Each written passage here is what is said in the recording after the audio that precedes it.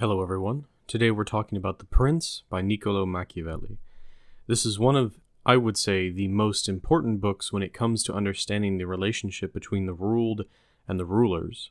In this book, Machiavelli lays out all of the information that he's learned throughout his life as it concerns the state, and in particular, the states that have absolute rulers. There are many themes throughout the book, but I think the most important ones are the following. What kind of states are there? How are these states formed? Who and how and what should rule them? And most importantly, how these states can be maintained, and how a statesman, or in this case, a prince, and how he should conduct the business of the state. It's a lot of very practical advice that applied then and can potentially apply even today. But before I go any further, let's look at some quotes from the book that I think are quite important. Number 1. These principalities are open to danger when they are passing from the constitutional to the absolute order of government, for such princes either rule personally or through councils. In the latter case, their government is weaker and more insecure, because it rests entirely on the attitude of those citizens who are placed on the council, and who, especially in troubled times, can destroy the government with great ease, either by trickery or open rebellion. The prince does not have the chance in a rebellion to exercise absolute authority because the citizens and subjects, accustomed to receiving orders from the council, are not willing to obey him when there is an unstable situation. Moreover, there will always be in doubtful times a scarcity of men whom he can trust. Such a prince cannot rely upon what he observes in quiet times when citizens have need of the state, because then everyone agrees with him.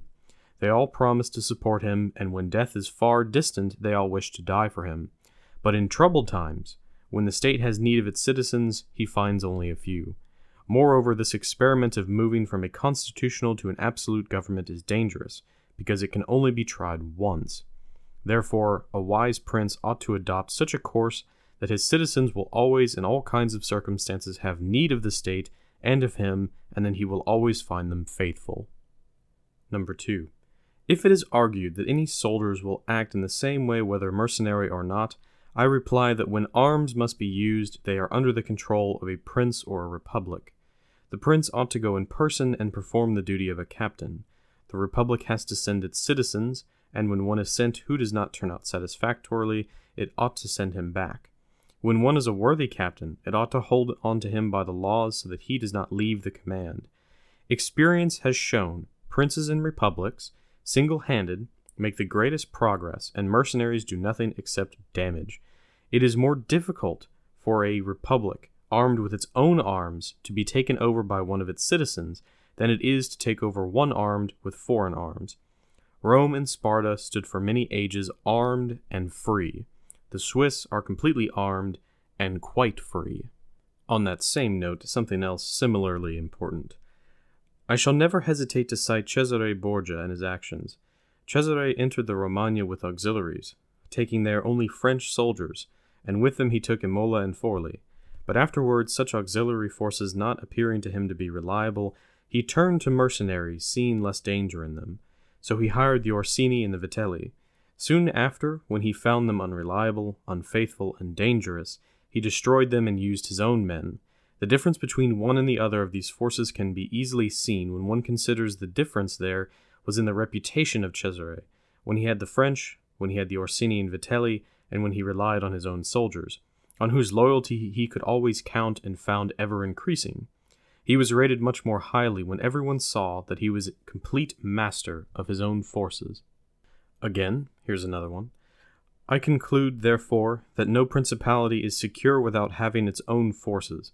In fact, it is entirely dependent on good fortune, not having the courage which in bad times would defend it. It has always been the opinion and judgment of wise men that nothing can be so uncertain or unstable as reputation or power not founded on its own strength. One's own forces are those which are composed either of subjects, citizens, or dependents. All others are mercenaries or auxiliaries. The way to make one's own forces ready will be easily found if the rules I have suggested are carefully considered, and if one will consider how Philip, the father of Alexander the Great, and many other republics and princes have armed and organized themselves. I almost wish I had the time so that I could read chapters 15 and onwards, because the advice given is of such great importance when it concerns how one should conduct themselves how a prince should conduct himself as matters in the public eye. And I think that Machiavelli's real advice here is to say that there is a way in which we ought to live, and then there is a way in which we do live, and that there is a divide between what is reality and what is in the imagination of the rulers. Yes, there are things that we strive to do and should strive to do, but we must also recognize that we are human beings and that how we live may be different from how we ought to live. And there are certain specific, well, maybe not specific, but there are certain cases in which your behavior must match reality rather than your virtuousness. But one quote in particular: "It makes him hated above all things, as I have said, to be greedy and to exploit the property and women of his subjects, and he must avoid doing this. And when neither their property nor their honor is threatened, the majority of men live happily, and the prince has only to deal with the ambition of a few whom he can easily control in many ways. A prince is despised if he is considered changeable, foolish, weak, mean, and uncertain. A prince should avoid these characteristics. In his actions, he should try to show greatness, courage, seriousness, and strength. In his private dealings with his subjects, he should show that his judgments must be followed, and he should maintain himself with such a reputation that no one can hope either to deceive him or to get around him." And another one: "On the side of the conspirator, there is nothing but fear, jealousy, and the prospect of punishment.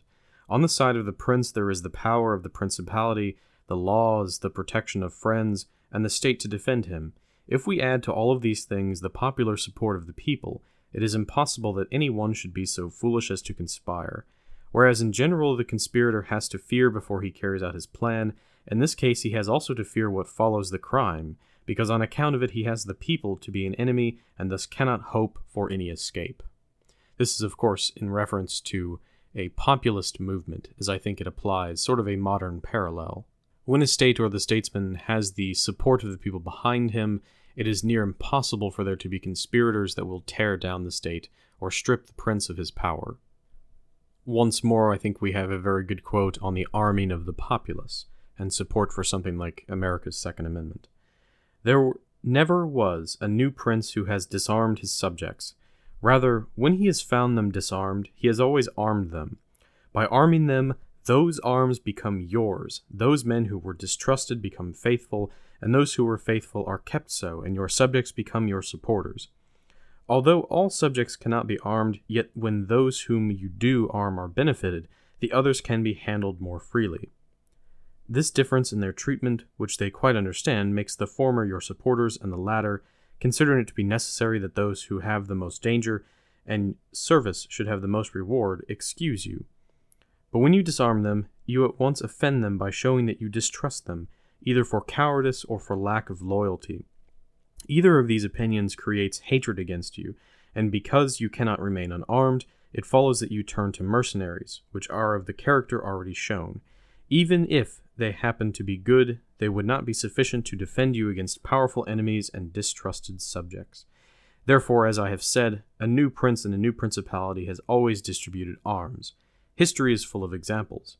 But when a prince acquires a new state, which he adds to his old one, then it is necessary to disarm the men of that state, except those who have helped him in acquiring it. These people, with time and opportunity, should be made soft and weak, and matters should be managed in such a way that all of the armed men in the state should be your own soldiers, who in your old state were living near you. Now, I will say on the subject of conquering new territories, it's sort of hard to apply these ancient principles to today because warfare and the controlling of states is so much more different. Our perspectives are very much different, but I think some of the advice is still very practical, especially when it comes to the discussion of the popular support of an absolute ruler by the people and the benefits that can bring, not only to the prince himself, but the peace and security of the state as a whole. And finally, to end my thoughts on this topic, let me read you something from the final chapter that I think is very inspiring. "Although lately some hope may have been shown by one, which made us think he was chosen by God to save us, nevertheless it was afterwards seen that fortune rejected him. So Italy, left as without life, waits for someone to heal her wounds and to put an end to the destruction and exploitation of Lombardy, to the cheating and taxing of the independent kingdom of Tuscany, and to clean those running sores. It is seen how she begs God to send someone who shall deliver her from these wrongs and oppressions. It is seen also that she is ready and willing to follow a flag, if only someone will raise it. So for those of you who have been following the book club and would like to give your thoughts on The Prince, please leave me a comment down below so we can discuss it. Again, the next book for the month of April will be Aldous Huxley's Brave New World, so I hope everyone will tune in for that. It's a little bit boring, I know. I've already gone through it for a third time. I read it when I was much younger, but I still think that there are some things that we should discuss about that book in particular, so we'll get there when we get there. Anyway, I look forward to your discussion, and thank you so much for watching.